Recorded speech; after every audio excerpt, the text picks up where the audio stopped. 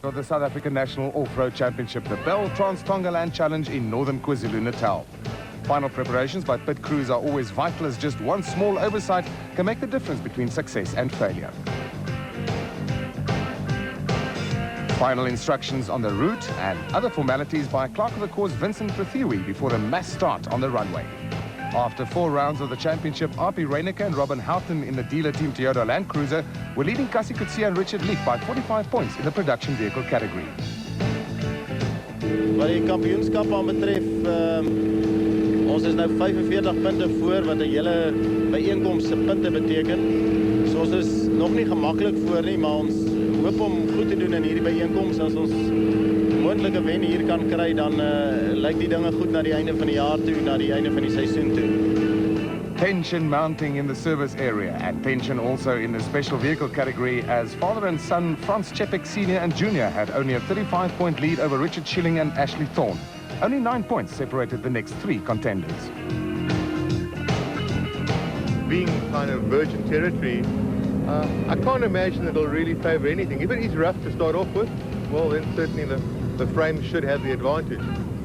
You know, new territory, maybe it gets sandy later and long fast stuff, then the trucks will be coming through, so it should be pretty well balanced today.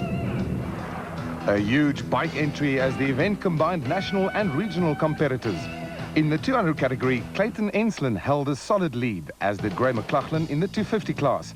But things were very tight in the open category, with Errol Delton leading multiple champion Alfie Cox by a mere 2 points. Well, I'm just going to try and finish the race in a high position. I'm going to try and win my class, of course. I'm leading Alfie by a very small margin.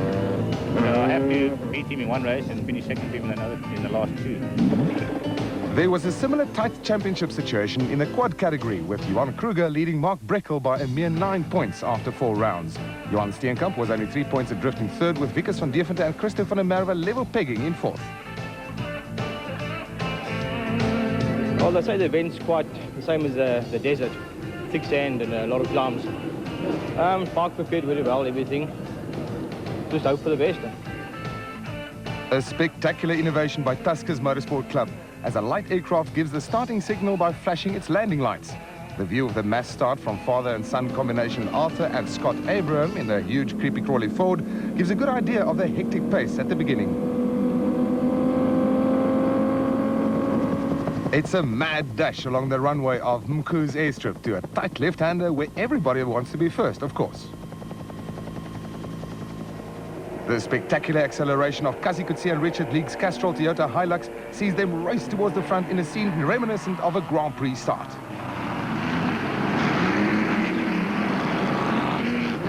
The Hilux, affectionately known as Fred, gets the whole shot as the rest of the field scrambles for position. Even though they're custom built for off-road racing, these vehicles have a tremendous turn of speed. And while the cars are still closely bunched together, it makes for some hairy moments. Not everybody decides to follow the designated route, with Coetzee and Leek leading the way. Some other competitors decided that there might just be some advantage in trying a shortcut.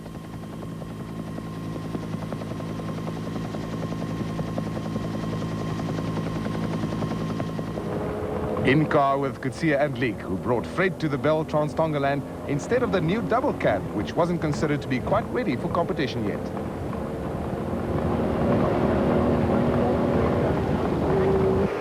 Early trouble for Schilling and Thorne, whose Motortech Jimco stopped at the end of the runway with electrical problems. They did get going a few minutes later. Meanwhile, Coetzee and Leek had problems of their own. Local boys Hilton Laurie and Neville Lowe in their Chenoweth giving chase. Back in the Castrol Toyota Hilux, and the title contenders let the Chenoweth through. There's still a long way to go.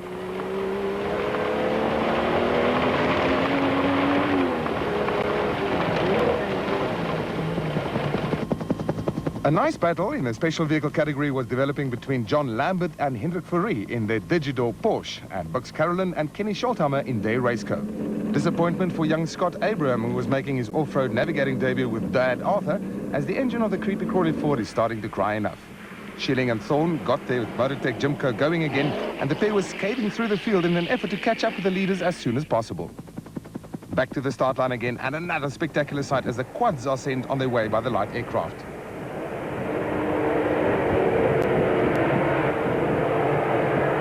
Also imitating Grand Prix cars, it was another mad dash to the end of the runway. Each rider trying to get the advantage of turning into the tight left-hander first. Of course, not everyone could do it, and the funnel design of the track at the end of the runway would cause quite a few problems with a number of riders towards the middle and back of the field. Paul Chauncey on his Yamaha Banshee, one of the local entrants, took the early lead and was showing some experienced national riders the way.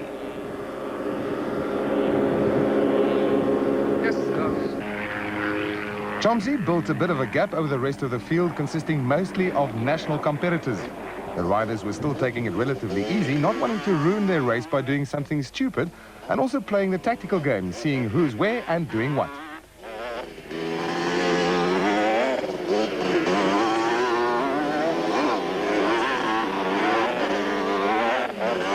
An early casualty was championship leader Johan Kruger. What seems to be the problem? No power, no spark. Just dead. John Lambert and Hendrik Fourie in their Digidor Porsche were effectively leading the car category because although they were behind Rob Walk, the Cheppiks and Richard Carolyn, those three had missed the marshal and were in danger of being disqualified.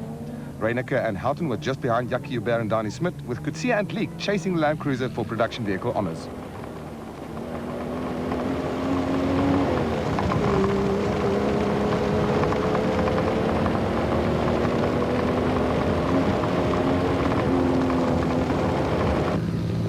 Stanley Illman and Franz Stangl in their racecar were taking things fairly easy in the slippery bits that were scattered all over the route after some good rains in recent weeks. Close on their heels were JJ Vormerans and Tim Calvert in their Blue Chip Racing racecar, who also had to keep a wary eye on Nick and Ryan Harper in their Pro-M racecar. The local population enjoyed what seemed to be fun and games, but it was definitely nothing of the kind for Cliff Barker and Malcolm Hubert, who saw everybody else go past while they tried to get their Pennzoil Land Rover out of the mud. The water also caused a few stutters from the 2-litre VW engine of Warren and Dave Conway's Dominator Sandmaster. Neil Woolridge and Paul Vermaak had no problems in their Mitsubishi Pajero, nor did Mike Redden and Hein Latergan in their Pennzoil Land Rover. Then it was the turn of the bikes to storm down the runway of Mku's airstrip. The bigger engine machines obviously with the advantage of more power and speed.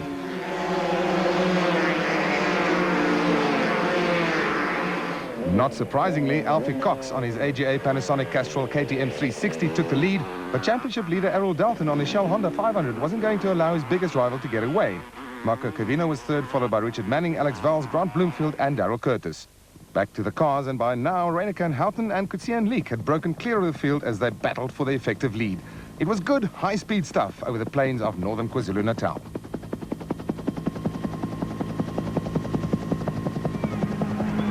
Vormerans and Calvert were going steady in their Blue Chip Racing racecar, the 3.5-litre Porsche engine merrily singing along.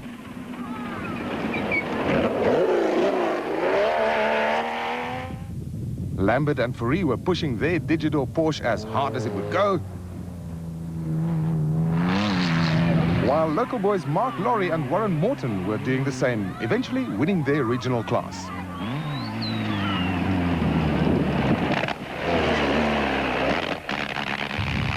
Barker and Hubert eventually got themselves out of the mud and the Pennzoil Land Rover was flying. They'd already passed the Pajero of Woolridge and Vermaak, who had the other Pennzoil Land Rover, the diesel turbo of Redden and Latergan, hot on their heels.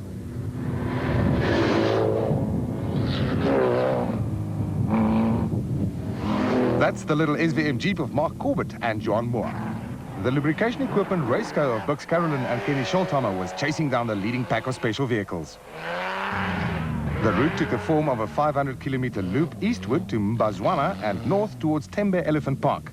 Shamir Variawa and Layakat Khan were treading carefully in their AV Racing Chenoweth Porsche. Chris Boucher indicating to Roy Slubber in which direction he has to point his race car. In the motorcycle category, Alfie Cox had taken his customary position in the overall and open class lead, pulling away from the rest of the field with ease and arriving at the control point long before any other rider. Lying second overall and leading the 250 class was Darrell Curtis on his AGA Panasonic Castrol KTM, while points leader Errol Dalton on his Shell Honda 500 was trying hard to catch Cox, not wanting to lose his championship lead. Some of the puddles were small enough not to bother the riders in the least. Graham McLachlan on his Shell Honda was lying third in the 250 class behind Curtis and Vowles. Behind him, Alan Julian and Greg Aspinall were battling to catch the other 250s ahead of them. Elmer Simons on his Shell Racing Honda was trying to stay in touch with his teammates. In the 200cc category, another Shell Racing Honda was leading, this one with Wayne Farmer in control. Marco Cavina on his Shumwell's Yamaha 280 was going strong in the open class, while privateer Quentin Milton was right up there at the front on his Kawasaki 200, second in class. This innocent-looking puddle had some hidden surprises, as Christopher van der Merwe found out. Third in the quads, van der Merwe could kick himself.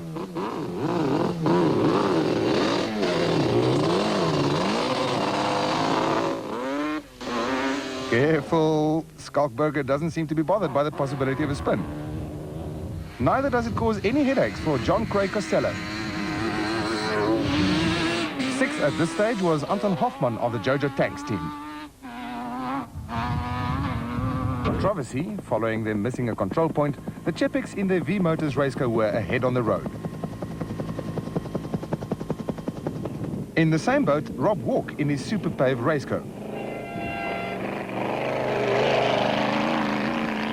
Richard Carolyn in the single-seater lubrication equipment racecar, also with a sword of possible exclusion over his head, was third on the road.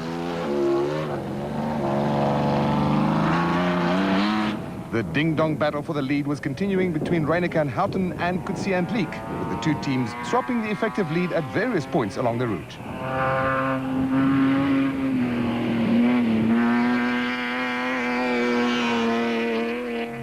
It was important for Coetzee and Leek to beat the Land Cruiser crew in order to close the gap between them in the championship battle.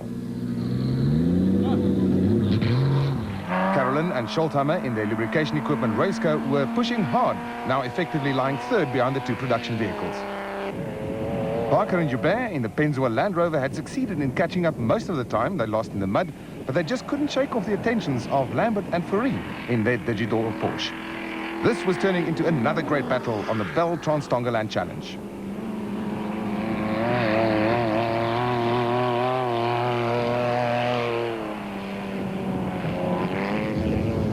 Staying with the front bunch, Mike Redden and Hein Lateghan in the Class E Turbo Diesel Pennzoil Land Rover were in the top 16 and third in class. Despite starting an hour after the cars, some of the leading bike riders were catching and passing some of the back markers in the car category. Greg Aspinall has dropped back from the leaders in the 250 class and was lying sixth. With the amount of rain the previous few weeks, some parts of the route were very slippery, as Roy Slubbert and our cameraman soon found out. A flat right front didn't help steering at all. Richard Everingham and Alvin Rocher in their ETT Bushmaster powered by a 2-litre Mazda engine were giving some of the big names a run for their money. Second in Class E, defending champions Llewellyn Anthony and Chris Birkin in their Toyota Hilux 2.8 Turbo Diesel were pushing hard to catch the class leaders Woolridge and Vermaak in the Mitsubishi Pajero, also with a turbo diesel engine.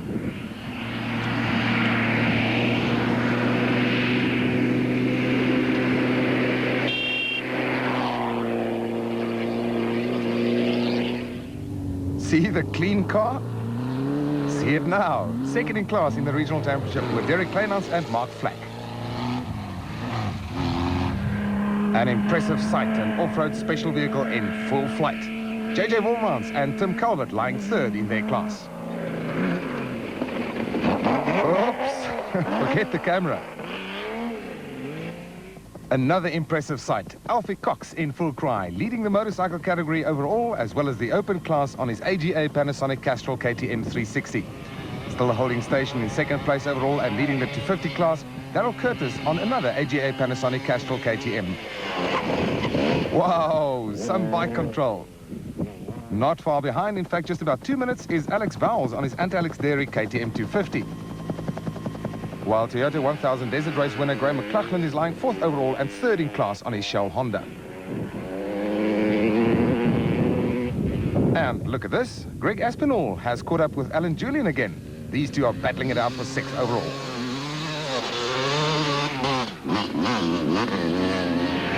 Second in the 500 class and lying fifth overall, championship leader Errol Dalton on his Shell Honda. He seemed set to lose his points lead over Cox. Thomas Simons was having a great race on his Shell Honda and was lying just behind Julian and Aspinall. Still leading the 200 class and moving up on the overall standings was Wayne Farmer on another Shell Racing Honda. His smooth and fast style has often stood him in good stead. And here's another great battle. Defending champ in the 200 class, Rian van der Kerk, with Quinton Milton all over him, fighting for second in class.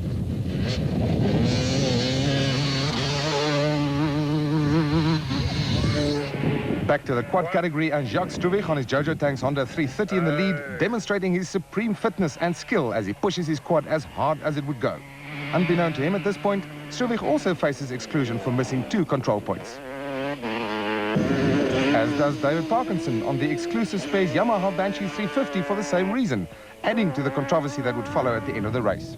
Which meant that, also unbeknown to him, Christopher van der Merwe on his Joburg Yamaha Banshee was effectively leading the quads overall. Privateer Johan Horn on his Yamaha Blaster, effectively negotiating the muddy conditions. Getting towards the end of the race now, and still first on the road without knowing about their pending disqualification, the Chepiks approached the waterhole. Having won every event which they entered this year, the Bell Tongaland wouldn't be their race. They did get out of here though. Second on the road, Richard Carolyn wasn't about to get stuck and attacked the mud hole head on. Reineke and Houghton in the Toyota dealer team Land Cruiser was by now comfortably ahead, Coetzee and Leek having rolled their Castrol Hilux and made full use of their four-wheel drive advantage. After first getting lost and then running out of petrol, Rob Walk in the Super Pave race car was taking it very easy through the mud. The crowds were enjoying the antics of the cars and their crews, especially when Bux Carolyn and Kenny Scholtjammer decided to put up a bit of a show. They were now effectively second behind Reineke and Houghton.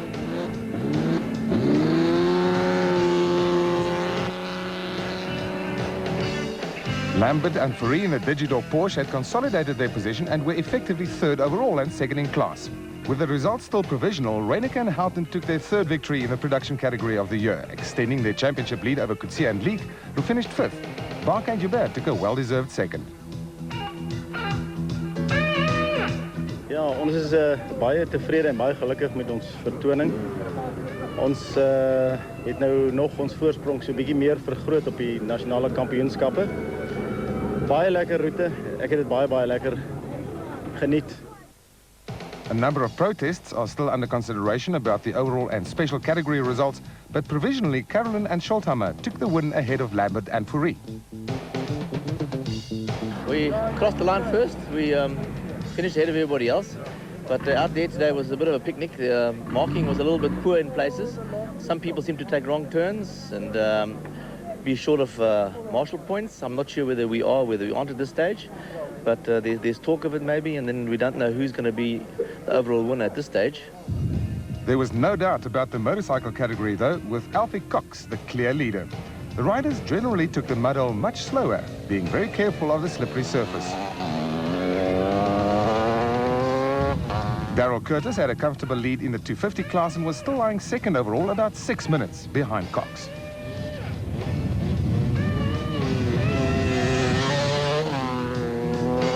Alex Vowles was about 3 minutes behind, second in class and third overall, and also wasn't about to throw it all away.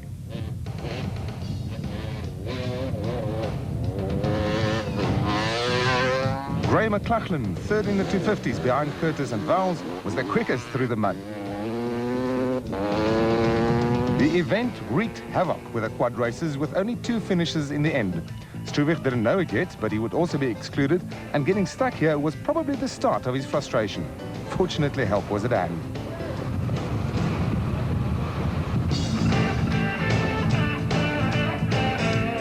Errol Dalton would lose his 2-point lead over Cox by finishing 5th overall and 2nd in the open class. So, Cox retakes the lead in the Motorcycle Championship with an overall and class win, while Dalton finished more than half an hour behind in 5th. Curtis took the 250 class. Pending the outcome of protests over the disqualifications, Christopher van der Merwe took the victory over the only other finisher, John Craig Costello.